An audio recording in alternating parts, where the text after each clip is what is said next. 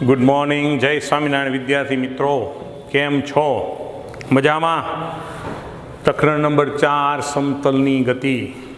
गया लेक्चर में आपणे बहु मस्त मजानो टॉपिक भण्या प्रक्षिप्त गति बराबर तैयार कर्यो छे ने। हजी जो कोई न करे तो करी लेजो, खूब अगत्यनो टॉपिक छे। आजे आपणे एने लगता थोड़ाक दाखला अने पछी आ चेप्टरमां छेल्लो मुद्दो जो थई शकशे तो नियमित वर्तुळाकार गति। એટલે આ ચેપ્ટર પૂર્ણ થવામાં છે। આજે આપણે ઉદાહરણ 4.7 જો પ્રક્ષેપ ગતિના સમીકરણો મગજમાં યાદ હોવા જોઈએ, બરાબર છે? ક્લિયર?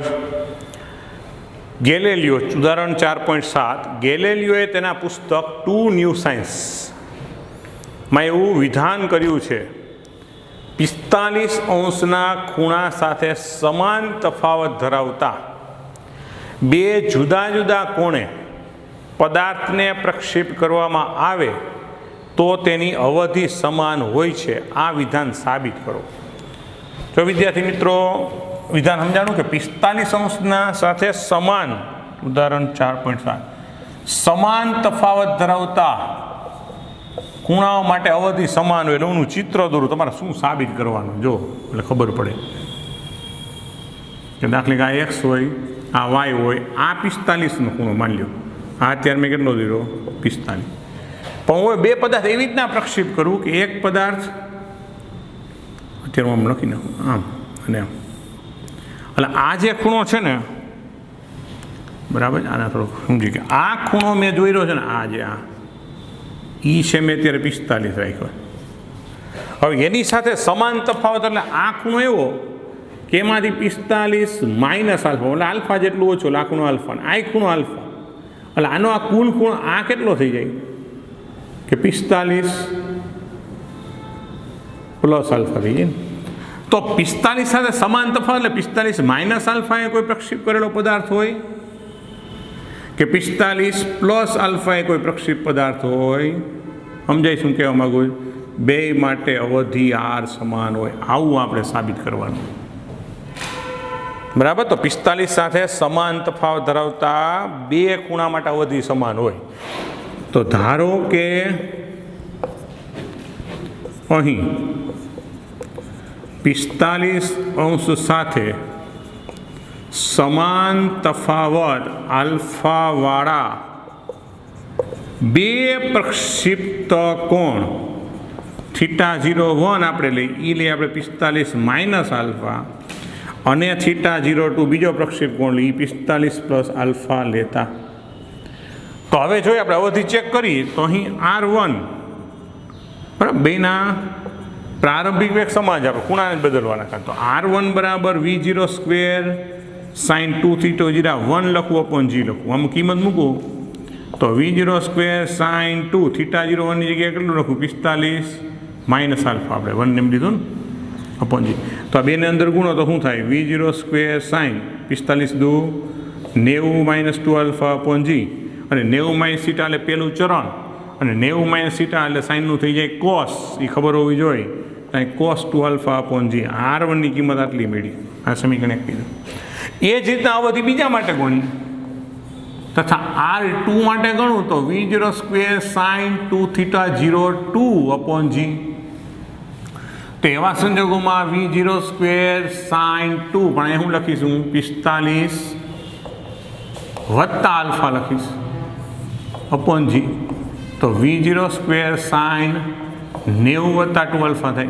हवे साइन 90 वत्ता थीटा એટલે બીજા ચરણ, બીજામાં સાઇન તો ધન જ હોય ને સાઇનનું થઈ જાય કોસ એટલે આપણું જવાબ શું આવશે V0 cos 2 अल्फा अपॉन जी। આ સમીકરણ 2 R2। તો સમીકરણ 1 અને 2 પરથી આપણે શું જોવા મળ્યું R1 બરાબર R2, બેના જવાબ સરખા મળે R1 R2 બરાબર R। અને આપણે જો વ્યવસ્થિત સાબિત કર્યું કે આપણી ટેક્સ્ટમાં થોડું ખાલી વર્ણાત્મક લખ્યું કે તમને સમજાઈ જવું જોઈએ, ન સમજાય તો આનો સ્ક્રીનશોટ લઈ લેજો, વ્યવસ્થિત સમજી લેજો। Okay, ready? નાઇસ।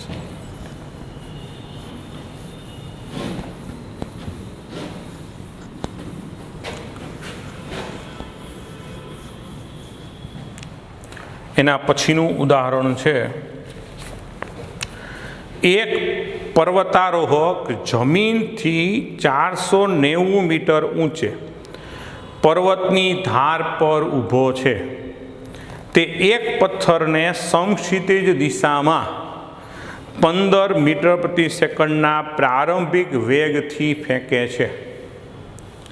હવાના અવરોધને અવગણતા પથ્થર કેટલા સમયમાં જમીન પર પડશે તે શોધો અને જમીન પર અથડાતી વખતે તેનો વેગ કેટલો હશે એ પણ શોધો. તો જો વિદ્યાર્થી મિત્રો, અહીંયા એક પર્વત છે. પર્વતનું હું અત્યારે સીધી રેખા જ દોરું છું. આની ઊંચાઈ છે 490 મીટર. હવે આ જે સ્થાન છે ત્યાંથી આમ સમક્ષિતિજ દિશાએ પથ્થર ફેંકે છે. એટલે આપણા માટે θ0 0, આને ઉગમ બિંદુ લઈ આપણે વાય, તો અહીંથી પદાર્થ ફેંકશે, આમ પ્રક્ષેપ ગતિ થશે અને અહીંયા જમીન ઉપર પહોંચશે. તો જમીન ઉપર પહોંચતા કેટલો સમય લાગે એ શોધવાનું, અને ત્યાં પહોંચે ત્યારે એનો વેગ કેટલો. બરાબર. એટલે પહેલાં આપણે લખી કે અહીં પ્રક્ષિપ્ત સ્થાનને ઉગમ બિંદુ લેતા તથા ઉધ્વ દિશાને ધન વાય અને અધો દિશાને ઋણ વાય ગણતા. એટલે આને ઉગમ બિંદુ થયું, ઉપરને ધન નીચેને ઋણ. એનો મતલબ સંજ્ઞા પ્રણય મુજબ આપણે વાય બરાબર -490 લેશું. તો લેતા અને વાય ગણતા તો x0 બરાબર 0, y0 બરાબર 0. હવે તમે સમક્ષિતિજ દિશામાં ફેંકો છો એટલે θ0 બરાબર 0 અને પ્રારંભિક વેગનો x ઘટક, બરાબર, પ્રારંભિક વેગ તમે સમક્ષિતિજ એટલે વેગનો x ઘટક જ ખાલી હાજર છે. એ તમે કેટલા વેગથી ફેંકો? 15 મીટર પ્રતિ સેકન્ડ. અને પ્રારંભિક વેગનો y ઘટક 0 જ થશે. પ્રારંભિક વેગ આ દિશામાં, પછી ભલે બધા ઘટક મળશે, y ઘટક પછી મળશે. પ્રારંભિક વેગનો સમક્ષિતિજ દિશામાં ઘા કરેલો એ શું થઈ ગયું? 0. તો આપણે અહીંયા પહોંચતા લાગતો સમય ગોતવાનો. હવે સમય ગોતવા મળે જ્યારે અહીંયા પહોંચે ત્યારે ખરેખર વાય દિશામાં કેટલું અંતર કાપે? -490. તો અહીં નીચે પડતા લાગતો સમય શોધવા y બરાબર v0yt -1/2 gt² નો ઉપયોગ કરતા. તો આનો ઉપયોગ કરી તો આપણે વાયની જગ્યાએ શું લખવું પડે? -490. v0y તો 0 જ છે, પછી આ માઇનસ આપણે જોઈએ ગણી નાખ્યું, અહીંયા ખાલી 9.8 જ રાખવાનું અને ઇન્ટુ t². તો આ -490, બરાબર, માઇનસ બે બેથી કેન્સલ કરી નાખીએ, એક કામ કરી. એટલે 490 બરાબર 9.8 ભાગ્યા 2 તે કેટલું થાય? 4.9 ઇન્ટુ t². તો t² બરાબર 4.9 ને છેદમાં લઈ આવો એટલે 100. તો t બરાબર શું થાય? 10 સેકન્ડ. અને આપણો પહેલો જવાબ આવ્યો કે પદાર્થને પહોંચતા કેટલો સમય લાગશે? 10 સેકન્ડ લાગશે. ક્લિયર? હવે એ સમયનો વેગ ગોતવાનો. તો નીચે પડે ત્યારે સમજી લેજો એક વસ્તુ કે વેગ x દિશાનો તો અચળ જ હોય આખી ગતિ દરમિયાન. એટલે અહીં જ્યારે પદાર્થ નીચે પડે ત્યારે એનો vx તો v0x બરાબર જ, મતલબ કેટલો? 15 મીટર પ્રતિ સેકન્ડ. અને હવે vy નું શું લખવું પડે? કે v0y -gt. તો v0y તો 0 છે, આ 9.8 ના તમને કેટલું મળ્યું? 10. તો જવાબ શું આવશે? -98 મીટર પ્રતિ સેકન્ડ. તો માટે v બરાબર શું થાય? વર્ગમૂળમાં vx² પ્લસ અને પરિણામી જે આપણે ગોતવાનું છે તો 15નો વર્ગ અને વત્તા 98નો વર્ગ. બરાબર છે. હવે આનું આપણે સાદુરૂપ આપી દીધું. આ કેટલું થશે? 15 એટલે 225. બરાબર. અને 98 ગુણ્યા 98 એ થશે 9604. 98 ઇન્ટુ 98 ફરી વાંચા કરી. બરાબર છે. અને પ્લસ આપણું છે 225 ઇક્વલ ટુ 9829. અને એનું આપણે વર્ગમૂળ કાઢીએ 9829 તો 99.14 મીટર પ્રતિ સેકન્ડ જેવું આવે છે. એને જવાબ શું આપ્યો જોઈ લઈ. તો આપણું 99 રાખ્યું છે અને આપણે રાખશું 99 મીટર પ્રતિ સેકન્ડ. ઓકે, જોઈ નાખો, બહુ સિમ્પલ છે. રેડી, સ્ક્રીનશોટ લઈ લેજો.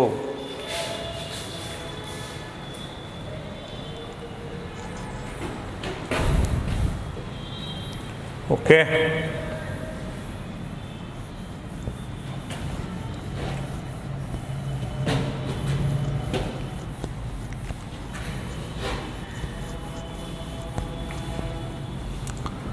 જો ત્યાર પછી છે ઉદાહરણ 4.9. સમક્ષિતિજ સાથે 30° ખૂણે એક ક્રિકેટ બોલ 28 મીટર પ્રતિ સેકન્ડના વેગથી ફેંકવામાં આવે છે. બરાબર, એટલે ઉદાહરણ 4.9.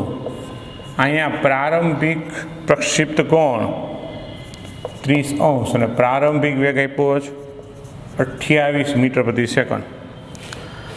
તો બોલ માટે મહત્તમ ઊંચાઈ કેટલી? અને જો અહીંયા તો બધે સમીકરણ યાદ હશે તો મેળ પડશે.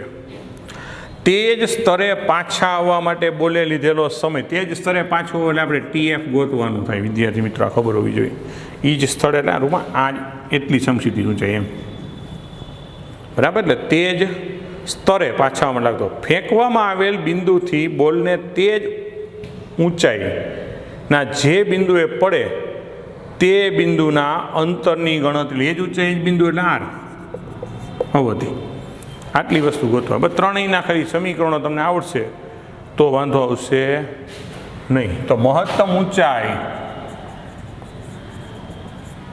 H બરાબર સૂત્ર શું છે? V0² sin² θ 0/2g. Very good. આમાં કિંમત ખાલી મૂકી દો તો 28² sin² 30. જી આપણે કેટલું કંઈ લેવાનું કીધું હોય તો ઠીક છે, નકર 9.8. કંઈ કે મૂલ્ય ઘણી વાર 10 આપ્યું તો આપી લેવાનું.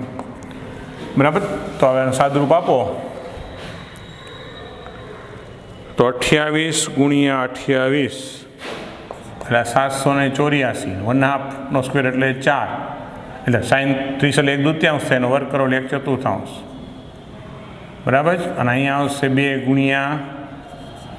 9.8 એટલે 784 ભાંગ્યા પહેલાં 4 કરી જોઈ કંઈક પૂર્ણાંક કિંમત એટલે 196. એને ભાંગ્યા 2 અને એને ભાંગ્યા 9.8 એટલે આપણો જવાબ આવે ટોટલ 10 મીટર. રેડી. અને હવે તે જ સ્તરે પાછા આવવા લાગતો સમય, જેને શું કહેવાય? TF. તો TFનું સૂત્ર શું હતું? 2V0 sin θ 0/g. તો 2 × 28 × sin 30 છેદમાં 9.8. તાનું સાદું આપી દો તો 28 × 2 અને sin 30 એટલે 1/2 ઉડી જાય. અહીં શું આવશે? 28 × 2 આની 1/2 કિંમત મૂકો ને 9.8 એટલે આ બબે ઉડી જાય. તો આપણે ખાલી 28 ભાંગ્યા 9.8 કરવાનું રહે એટલે 2.85 પણ પાછા હાથોડો 2.86 સેકન્ડ. આ આપણો એ જ સ્તરે પાછા લાગતો સમય થવો જોઈએ. એને શું આપ્યું છે જુઓ તો એને 2.86નું 2.9 સેકન્ડ કરી નાખ્યું એટલે 2.9 સેકન્ડ કરી નાખ્યું એપ્રોક્સિમેટ. પછી જે પ્રશ્ન પૂછ્યો શું કીધું છે કે ફેંકવાના બિંદુએ તે જ ઊંચાઈના જે બિંદુએ પડે તેનું અંતર. બરાબર, તો તે જ સ્તરના સમક્ષિતિજ અંતર તે જ ઊંચાઈએ સમક્ષિતિજ અંતર, જેને કાઉન્સમાં તો શું કહેવાય? અવધિ. તો અવધિ આરનું સૂત્ર શું છે આપણી પાસે? V0² sin 2θ 0/g. તો V0 એટલે 28નો વર્ગ, અહીંયા sin 2 ને આ 30 અને આ કેટલું? 9.8. બરાબર. તો R = 28નો વર્ગ કરો, sin 60 એટલે √3/2 એટલે 28 ગુણ્યા 28 એટલે 784. આની કિંમત થશે sin 60 એટલે √3/2 અને 9.8. તો 784 ભાંગ્યા પહેલાં 2 કરી નાખી એટલે 392. એને ભાંગ્યા 9.8 એટલે 50 અને એને ગુણ્યા 1.73 થાય ને. √3ની કિંમત કેટલી હોય? 1.73 એટલે R = 69.2 મીટર થાય. હવે એણે શું આપ્યું છે? 69 રાખ્યું છે. તો R બરાબર એપ્રોક્સિમેટલી 69 મીટર. હવે જો વિદ્યાર્થી ઘણી વાર કે આપણને યાદ નહોતો, આ જવાબ માન્ય જ ગણાય, ચિંતા કરતા નહીં. ઓકે, સ્ક્રીનશોટ લઈ નાખો વ્યવસ્થિત રીતે.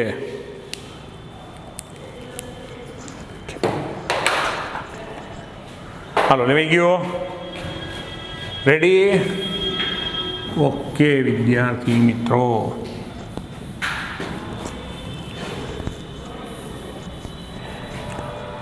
જો તો હવેનો મુદ્દો છે નિયમિત વર્તુળ ગતિ. બરાબર, છેલ્લો ટોપિક છે આ ચેપ્ટરનો. નિયમિત વર્તુળ ગતિ કોને કહેવાય? તો પહેલાં તો જો નિયમિત શબ્દ અહીંયા એટલા માટે છે કે અચળ ઝડપથી, મતલબ વેગનું મૂલ્ય અચળ હોય, અચળ ઝડપથી થતી વર્તુળાકાર ગતિને નિયમિત વર્તુળાકાર ગતિ કહેવાય. અને આવી ગતિમાં મળતો પ્રવેગ કેન્દ્ર તરફ હોય, કેન્દ્રગામી પ્રવેગનું સમીકરણ આપણે અહીંયા મેળવવાનું છે. એટલે આપણો ટોપિક છે નિયમિત વર્તુળ ગતિ. શું છે? નિયમિત વર્તુળ ગતિ. તો પહેલો મુદ્દો નોંધીએ કે અચળ ઝડપથી થતી વર્તુળાકાર ગતિને નિયમિત વર્તુળ ગતિ કહે છે. ઓકે, કે અચળ ઝડપથી જે વર્તુળાકાર ગતિ થતી હોય એને નિયમિત ગતિ કહેવાય. એટલે હું અહીં આકૃતિ દોરું, માનજો કે આમ આ વર્તુળાકાર ગતિ, આ કેન્દ્ર, આ એની ત્રિજ્યા. હવે ધારો કે આવી વર્તુળાકાર ગતિ આ દિશામાં થાય, કોઈ સમયે કોણ અહીંયા છે. હવે પી બિંદુ હોય ટી સમયે, ત્યારે એની જે કંઈ એને આને આર કીધું સ્થાન સદિશને, ત્યારે એનો વેગ છે એ સ્પર્શકની દિશામાં હોય. હંમેશા યાદ રાખજો, વક્રકાર માર્ગ માટે જે તે બિંદુએ વેગ ક્યાં હોય? સ્પર્શક દિશામાં. હવે એ ગતિ કરીને અહીંયા પી ડેશ પાસે પહોંચે ટી ડેશ સમયે, અહીંયા ટી બરાબર ટી ડેશ અને અહીંયા ટી બરાબર ટી, ત્યારે બિંદુને પી ડેશ કીધું, ત્યારે એના સ્થાન સદિશને હું આર ડેશ કહું. તો ખરેખર એને કરેલું સ્થાનાંતરિત સુરેખાંક કહેવાય, એને શું કહેવાય? Delta R. તો એવા સમયે એનો પ્રવેગ, વેગમાં ફેરફાર, અહીંયા સમયે જે એનો વેગનો સદિશ છે અહીંયા આવશે આમ, એટલે વી ડેશ. તો સમજો કે આકૃતિમાં નિયમિત આર ત્રિજ્યાવાળા વર્તુળાકાર માર્ગ પર, આર ત્રિજ્યા ને આપણે આરને આર ડેશ થાય, પછી છેલ્લે આર કહી દેવું આમ. તો આકૃતિમાં વર્તુળાકાર માર્ગ પર કણની ગતિ દર્શાવી છે. અહીં ટી બરાબર ટી સમયે કણ પી પર તથા વેગ વીજ, અને ટી બરાબર ટી ડેશ સમયે કણ પી ડેશ પર તથા વેગ વી ડેશ છે. તો એવા સમયે સમજાય પ્રવેગની વાત કરીએ વિદ્યાર્થી મિત્રો, તો આપણને ખબર છે કે અહીંયા વેગ છે એ ત્રિજ્યાને કેવો હશે? લંબ હશે. તો અહીં વી એ આરને લંબ તથા વી ડેશ એ આર ડેશને લંબ હશે. રેડી? કારણ કે આપણે વર્તુળાકાર ગતિ માટે સ્પર્શક હંમેશા ત્રિજ્યાને લંબ હોય. તો હવે એવા સંજોગોમાં શું થશે કે મારે આ વેગનો ફેરફાર ગણવો હોય તો કેમ ગણીજો? દાખલા કે આ બિંદુ, આપણે પ્રવેગ ગોતો, યાદ રાખજો. તો પ્રવેગ એ શું હોય? વેગના ફેરફારની દિશામાં કોઈ પણ બે સદિશનો ફેરફાર તફાવત કેમ મળે? કે ઈ બિંદુમાંથી બે સદિશની દિશાનું સદો, વી આમ છે,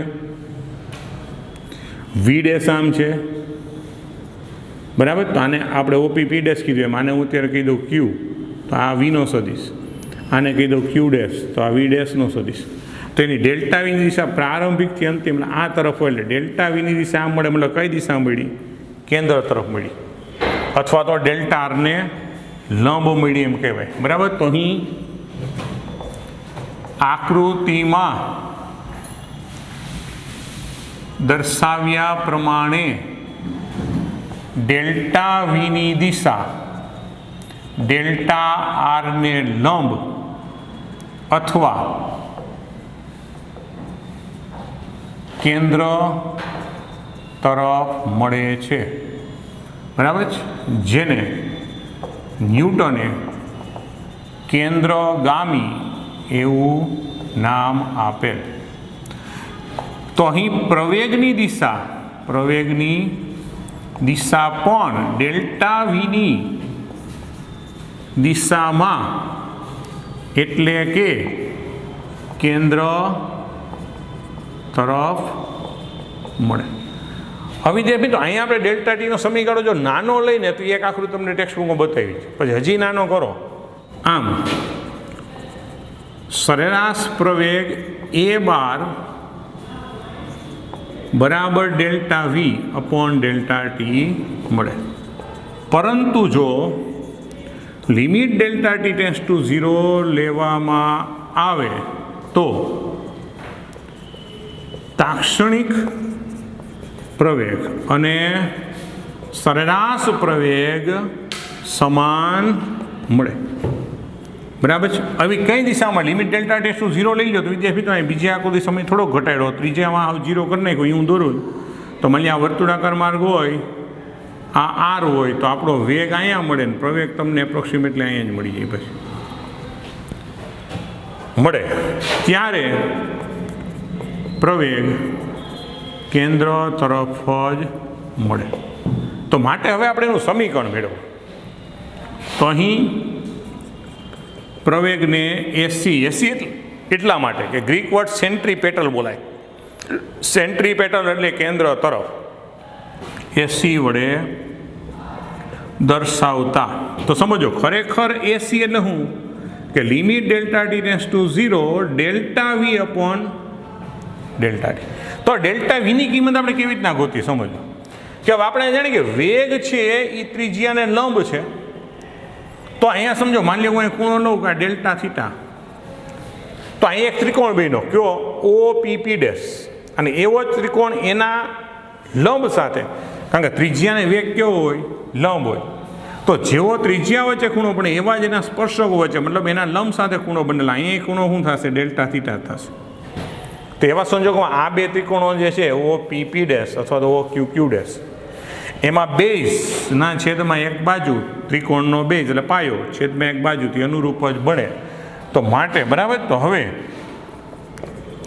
આકૃતિમાં ત્રિકોણ ઓ પી ડેશ તથા ઓ ક્યુ ડેશ સમરૂપ બને. કેવા બને? અને સમરૂપ ત્રિકોણ કહીએ તો સમરૂપની અનુરૂપ બાજુના ખૂણા કેવા હોય?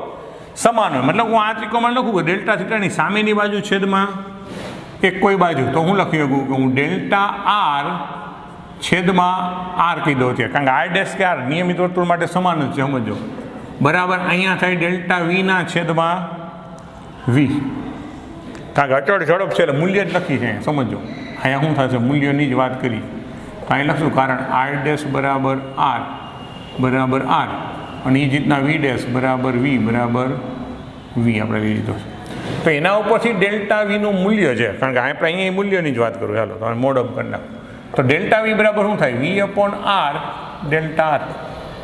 તો આ કિંમત અહીં મૂકી દઉં તો એસી બરાબર વી અપોન આર, બરાબર છે.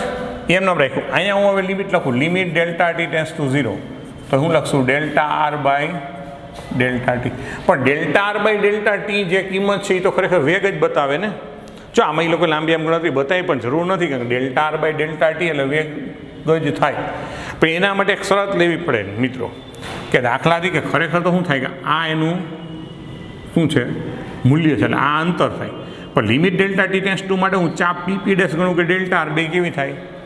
સમાન ગણાય. ક્લિયર થાય? એટલે આપણે એનું વર્ણનને થોડુંક વધારી દઈએ, કેપિટલ આર છે કે હવે limit delta T tends to 0 માટે ચાપ પી ડેશ બરાબર શું લખાય? ડેલ્ટા આરનું મૂલ્ય લખાય.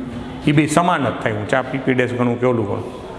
બરાબર. તો એવા સંજોગોમાં વી કહી શકું. તો માટે limit delta T tends to 0 delta R upon delta T બરાબર વી લેતા અને વેગ કહી શકાય. તો અહીં વી મૂકી દો તો વી સ્ક્વેર થઈ જાય. તો એસી બરાબર વી અપોન આર તો હતું અને આ વી તો શું થઈ ગયું? વી સ્ક્વેર અપોન આર.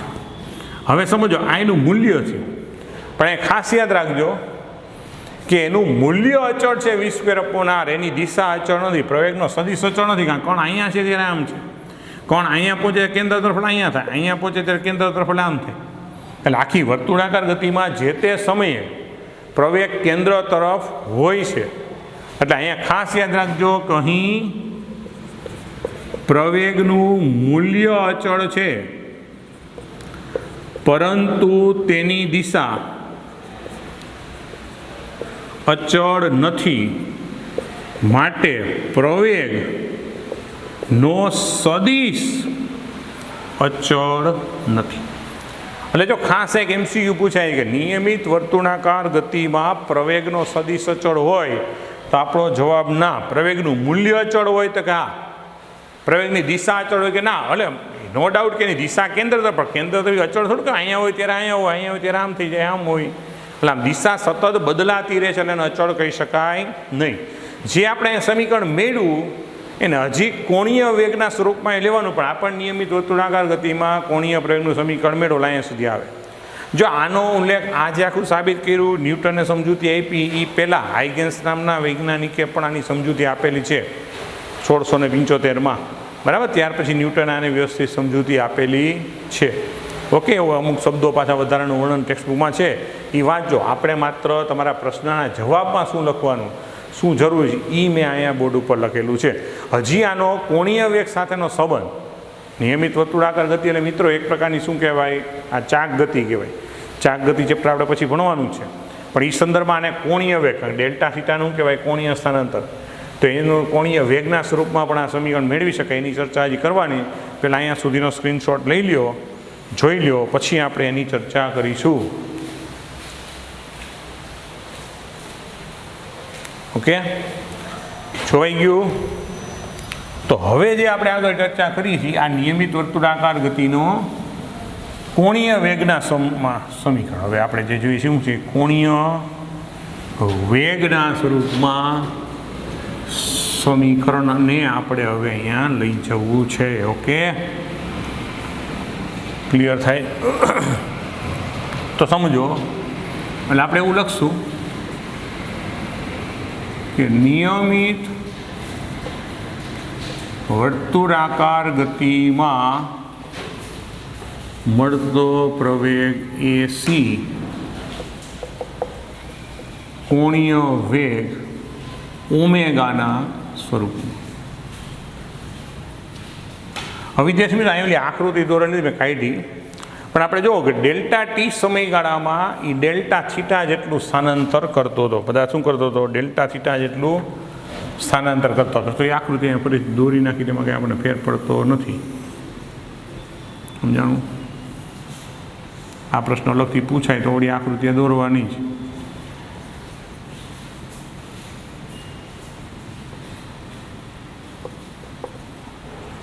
નહીં, પણ હવે આપણે આને આર જ કહી દઈશું. હવે નિયમિત વર્તુળાકાર નથી એટલે 2 આર, આ ડેલ્ટા આર. ઓકે, તો ના શબ્દ અહીં પદાર્થ ડેલ્ટા ટી સમયગાળામાં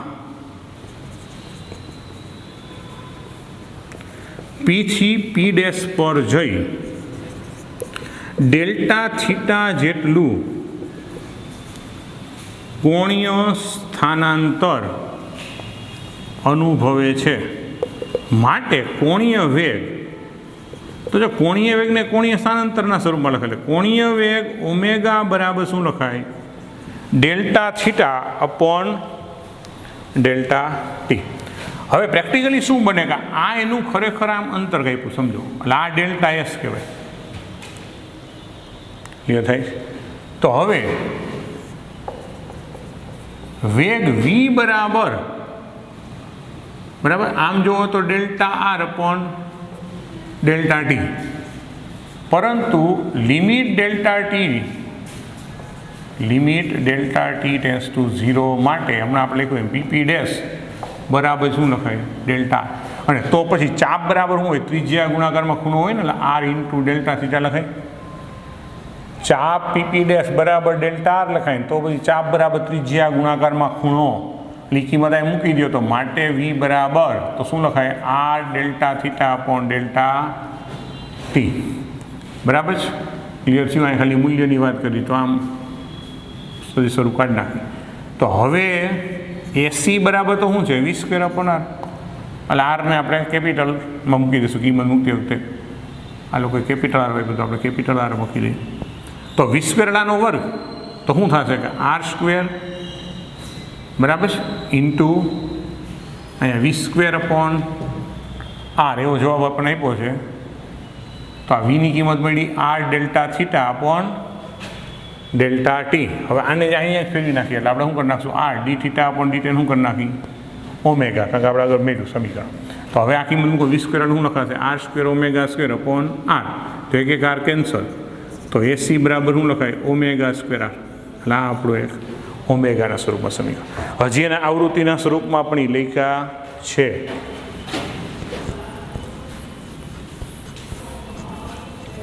બરાબર, તો સમજો કે નિયમિત વર્તુળાકાર ગતિમાં એક ભ્રમણ પૂરું કરતા લાગતા સમયને આવર્તકાળ ટી કહે છે તથા તેના વ્યસ્તને આવૃત્તિ મ્યુ, જો આને મ્યુ બોલે, શું કહે છે ન્યુ કહે છે. તો એવા સંજોગોમાં વી બરાબર તો એક વર્તુળ પૂરું કરે તો કરેલું આપેલું અંતર કેટલું થાય 2πr, અને માટે લાગતો સમય હું તો ઝડપ આટલી લખાય. પણ આને આપણે 1/t એટલે પાછું મ્યુ, એટલે ટીના વ્યસ્તને આપણે મ્યુ કહીએ એટલે મ્યુ કહેવાય, કારણ કે મ્યુ બરાબર 1/t લાંબ થઈ જાય. તો હવે V is equal to R omega હતું ને વિદ્યાર્થી મિત્રો એમ, તો આની સાથે સરખાવો તો આરનો સહગુણક એ ઓમેગા થાય ને, તો માટે ઓમેગા બરાબર શું લખાય 2π મ્યુ. અને તો પછી માટે આપણો જે એસી છે એ આના ફોર્મમાં લખવું હોય તો આનો વર્ગ કરો એટલે 4π સ્ક્વેર મ્યુ સ્ક્વેર આર આમ લખાય. તો કોણીય એટલે આવૃત્તિના સ્વરૂપમાં એસીનું સમીકરણ, આ ઓમેગાનું સમીકરણ, આ વીના સ્વરૂપમાં આવૃત્તિનું સમીકરણ. ઓકે, તો અહીંયા આપણે આ ટોપિકને પૂર્ણ કરીએ છીએ. રેડી? એટલે આ વધારાનું કોણીય વેગના અને આવૃત્તિના સ્વરૂપમાં કેન્દ્રગામી પ્રવેગના જે સમીકરણો છે એને આપણે લખ્યા છે. ઓકે,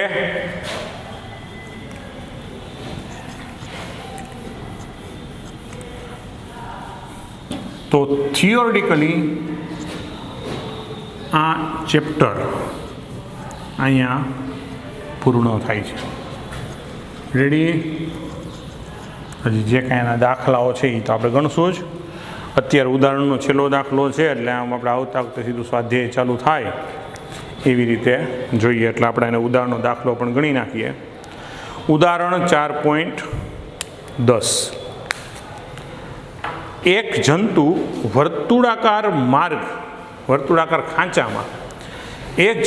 વર્તુળાકાર ખાંચામાં કે જેની ત્રિજ્યા 12 સેન્ટીમીટર છે તેમાં ફસાઈ જાય છે. તે ખાંચામાં એક ધારી ગતિ કરે છે અને 100 સેકન્ડમાં 7 પરિભ્રમણ પૂરા કરે છે. જંતુની કોણીય ઝડપ એટલે ઓમેગા અને રેખીય ઝડપ એટલે વી કેટલી હશે? શું પ્રવેગ સદિશ અચળ સદિશ હશે અને એનું માન કેટલું હશે? ઓકે, તો ઉદાહરણ 4.10 પેલા આપેલ રાશિ નોંધો. તો આર બરાબર 12 સેન્ટીમીટર આપ્યું છે, સમય આપ્યો 100 સેકન્ડ, પણ એમાં પરિભ્રમણની સંખ્યા 7 છે. તો આપણે એની કોણીય ઝડપ, રેખીય ઝડપ અને અચળ પ્રવેગ અને સદિશ અચળ છે કે નહીં પછીની વાતો કરવાની. તો અહીં બરાબર આવર્તકાળ પહેલાં આપણે ગોતી લેવો પડે. તો આવર્તકાળ ટી એટલે કુલ સમય ભાંગ્યા એના ભ્રમણની સંખ્યા, તો કુલ સમય 100 ભાગ્યા શું થાય 7 એટલે 100/7 સેકન્ડ એનો આવર્તકાળ થાય. તો હવે કોણીય ઝડપ જે આપણે ગોતવાની છે, કોણીય ઝડપ તો એક ભ્રમણમાં 2π ને એક ભ્રમણ માટે લાગતો સમય આ બરાબર. કોણીય ઝડપ પણ શું થશે 2π. અચ્છા 2π/t બરાબર. કોણીય ઝડપ માટે સૂત્ર શું થશે માત્ર 2π/t, કારણ કે આપણે કોણીય ઝડપ ગણી. રેખીય ઝડપ હોય તો 2π/t. તો એકમાં કોણીય સ્થાનાંતર કેટલું હોય 2π રેડિયન થાય ને, એ માટે સમય t. તો 2 × 3.14/100 છેદનો છેદ અંશમાં લઈ જાય 7. એટલે આનું સાદુરૂપ આપી દઈએ